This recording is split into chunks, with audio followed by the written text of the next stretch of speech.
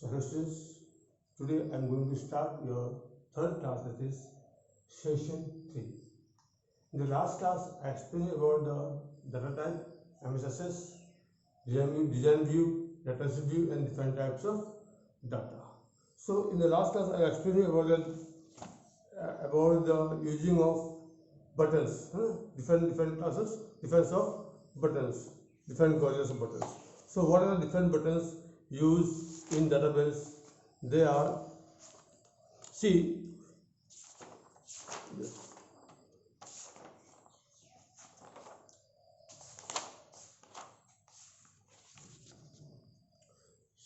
the buttons are, number one is and, home, and home, control plus and, control plus and, control plus home, secure plus home,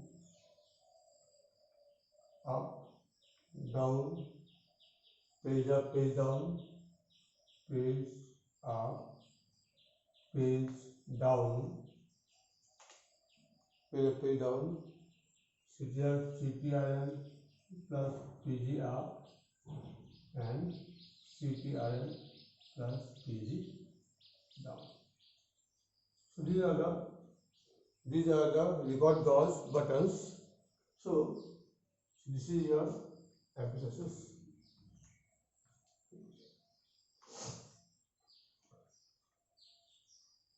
So these are the filling, and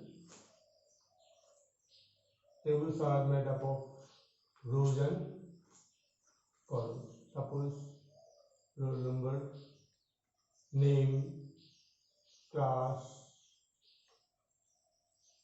phone number, address, etc.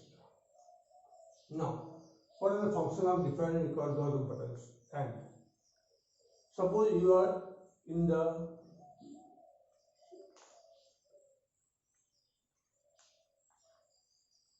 row number 3. This is the cell number 3. In the further, the function of and button is move the cursor to the last field of the current record.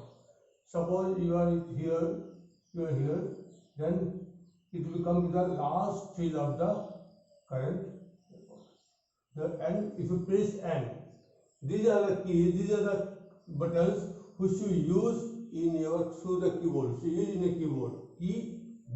Okay. So if you click on the N button, then the cursor will directly jump to the end, to the last field of the current record. Home. If you click home, where you are, and here, anywhere. So this is a database field, data sheet, not a database, the design view.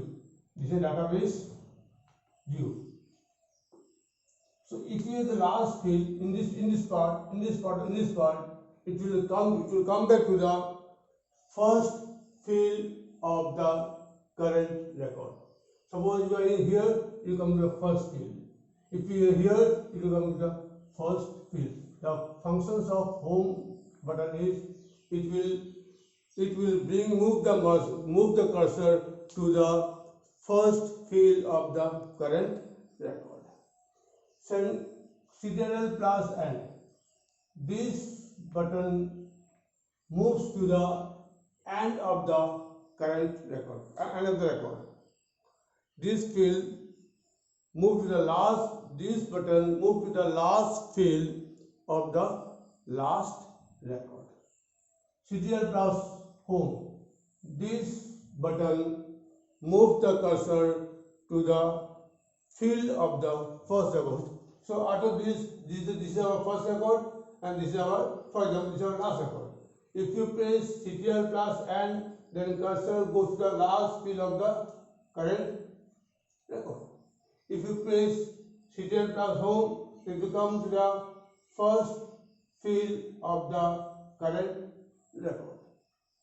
And this button are used to move up, and this is used to move down. Suppose you are here, you want to go up, then press this button, then the cursor moves here to here. Similarly, if you use down button, then if you here, it will come to the next down button. Page up. For example, if in one screen, on this data will be appear and others are left in the next screen. In the cases, to go up, page up, move cursor by one screen. Suppose there are this much field is there, this much field is there. First screen, second screen, third screen, fourth screen, fifth, sixth, seventh. This screen. So if you use page up, then it will go to the page up means moves up by one screen. Suppose you are in this screen, then it will, then if you press page up, then it comes to the next screen. Again you press page up, come to the next screen. Similarly, if you use page down, then come to the previous screen.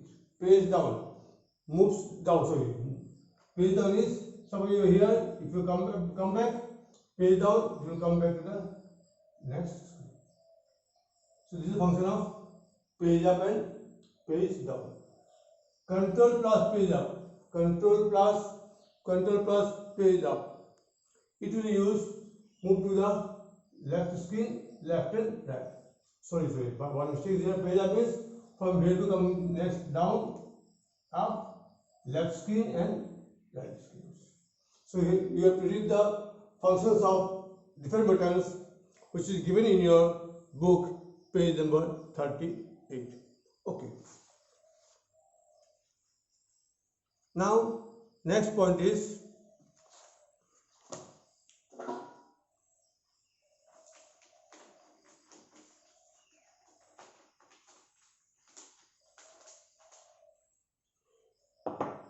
using goto. Using goto command. So this is goto command. If you are not using any button from the keyboard and you jump from one page to another page, one document to one record to another record, one field to another field, we have to use the function that is goto. Similarly, how to use? You have to click on the find group of the home page. Go to home page, click the find button. Then in the find button, you just go to the go to command of that menu. In the find menu, you will get go to command. Now you can in the go to command just write the field name. Just write the field name. You will go to the next first record, last record. Go to last record. Go to first record. Go to previous record. So this function will be move your cursor to any part of the document, any part of the tables. Okay. So next is your updating record. Updating.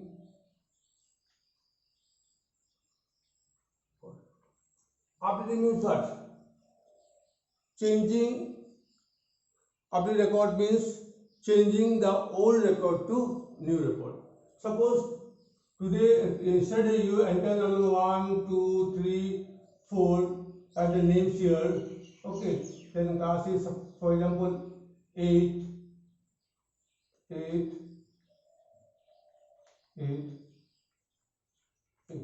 Now, if you want to change, suppose you want to change the number 2 is not from class 8, you want to change from 9. Today you change it. This is your record which you are entered in the last classes or in the previous day, and today you want to change some records. You make the changes here, make it 9 and save it. That is called the updated record. That is changing old record to new record is called updating. Updating of record is required. Why? To keep your record update with latest data and information. So updating record is required to make changes or to update it with new data or latest data and informations. Okay. Next is selecting row and column. How to select row and how to select column. At first go for the selecting column.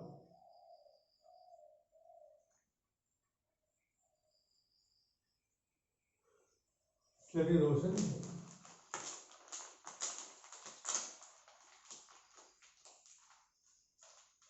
you see there are two processes to select the whole column. These are the column header. 1, 2, 3, 4, 5. So these are the column header. If you want to select the whole column, then go to the column header and click it. So when you go to column header and click it, you see the whole column is selected. Or if you want to select only 1, 2, 3, bring the mouse pointer here, drag it, come down and drop it. So only this part will selected. If you want to select whole column, then click on the column header. If you want to select only particular column, particular row, particular record, particular rows of the particular column, then click it here, bring the mouse pointer, drag it, bring the mouse pointer here and drop it. You see only this part is selected. Next is how to selecting whole row. Same process. Come to the row header. Click on the row. Which row you want to select. Bring the mouse pointer here. Click it. You see the whole row is selected. So in this way, you can select whole row and whole column. Next is changing column wide.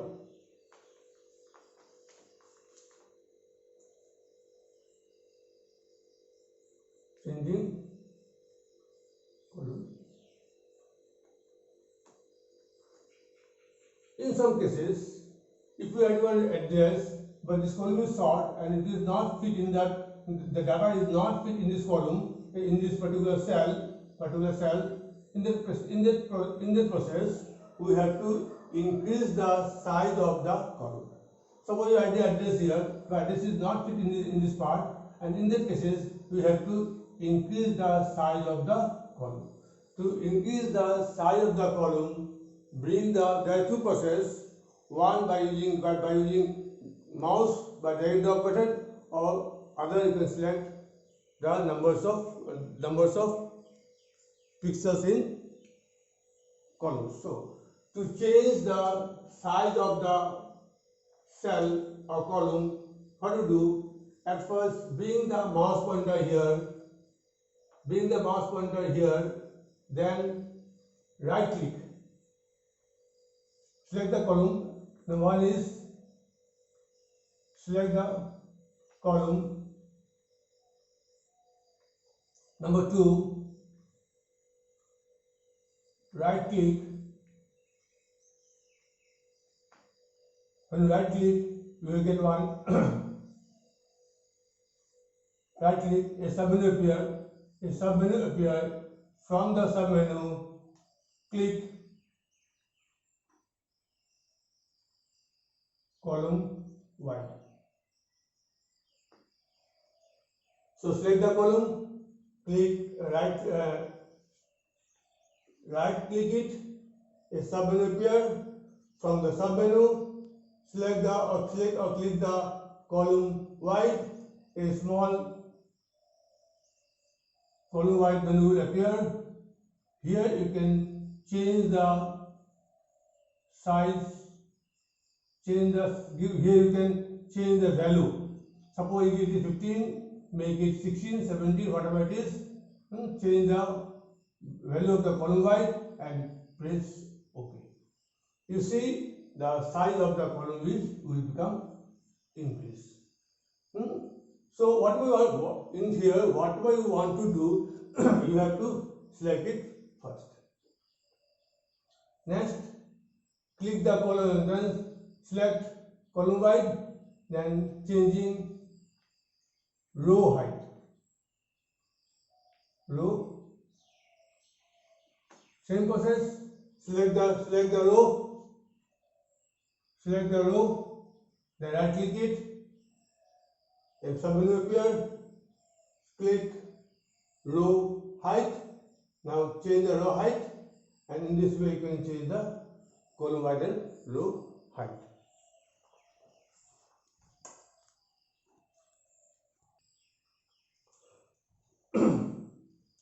So next, component of MS Access. Component of MS Access. So there are 6 or 7 components are in MS Access. They are: number 1, table; number 2, queries; number 3, forms; number 4, table, query, forms, report; number 5, macros; number 6, modules; number 7, release. So there are 7 components of MS Access. So in the tables, queries, form, report, macros, modules, and pages. So in our class, we just read from up to table to up to records. So there are 7 components used in MS Access. So in the last class, I told you that how to. So when you're going to giving a file name for tables or database, so we have to follow some rules. There are some rules for naming a field. So when you're naming a field by table 1, table 2, database 1, database 2, or any name, student database, library database, whatever it is. So there are some rules for naming a field. So what are the rules for naming a field? The first one is that rules for naming a field. Rules for naming a field or file name. Fields or file name. So the rules are: number 1, field name can range from field name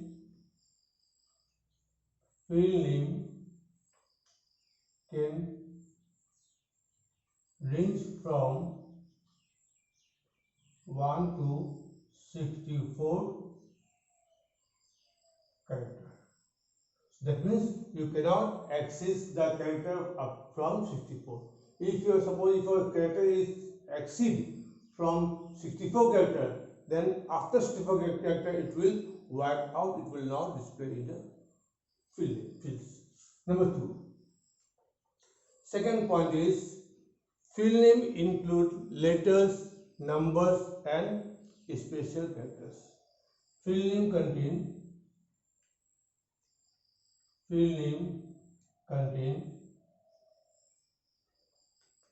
letters, numbers,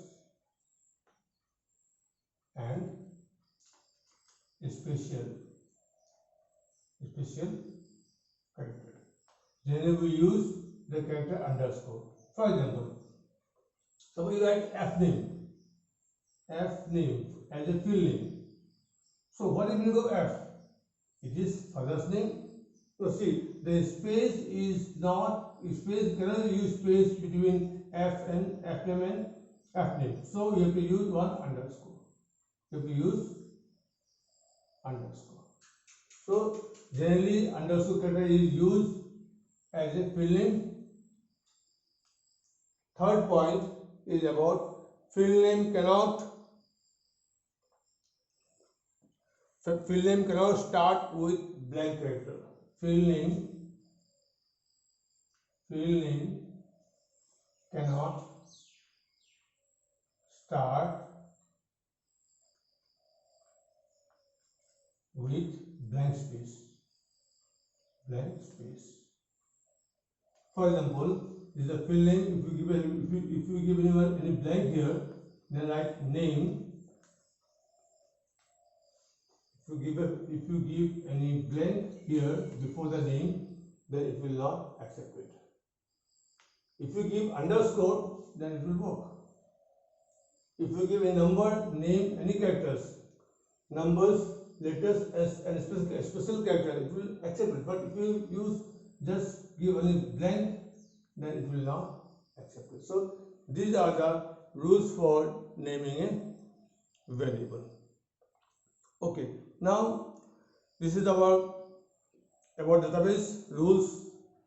So in the next class we can go how to change the different fields in datasheet view. So thank you.